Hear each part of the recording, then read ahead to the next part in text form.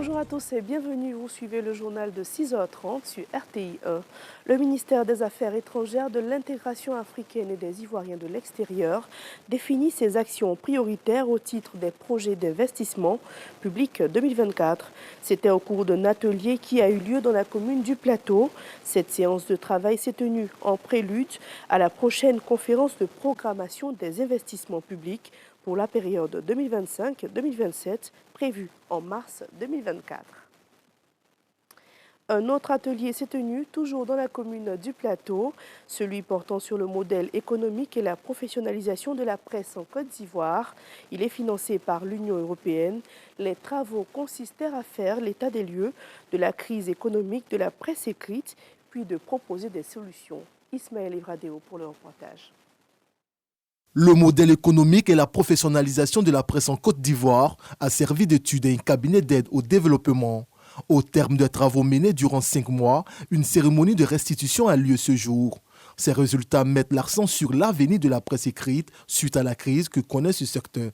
On a mis l'accent sur la génération de revenus, que ce soit classique ou sur Internet, en examinant quelles étaient les nécessités. Il faut améliorer le management des organes de presse privés parce qu'ils sont confrontés à des défis qui sont assez majeurs sur le plan économique. Remis au ministre de la Communication par l'Union européenne, partenaire financier, ce document devrait aider la presse à faire face à plusieurs défis.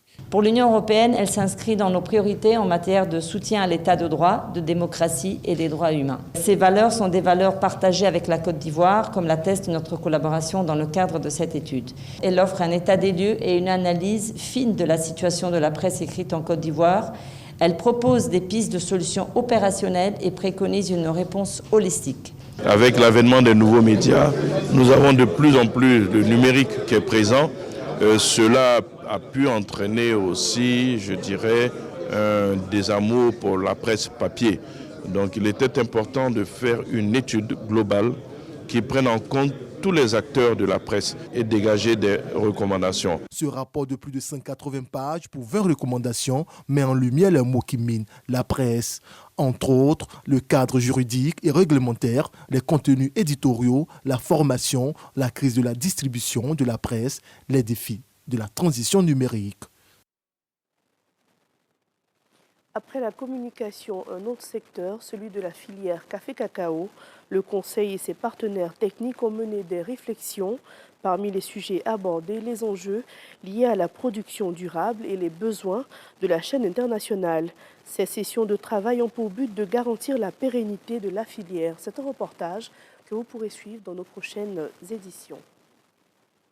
Dans l'actualité internationale à présent, en Afrique du Sud, les élections générales ont été fixées au 29 mai prochain. Ces échéances électorales vont permettre de choisir un nouveau Parlement qui élira ensuite un nouveau président. L'annonce a été faite hier par le président Cyril Ramaphosa. Dernière actualité à présent, c'est sur la situation en RDC. Amnesty International demande l'arrêt des attaques contre les civils. Les combats intenses sont repris depuis janvier autour de Goma. Selon le directeur régional d'Amnesty, cette situation a entraîné la mort d'au moins 35 civils, faisant des centaines de blessés. Nous arrivons au terme de cette édition. Merci de nous avoir suivis, mais l'actualité revient à 7h sur RTI.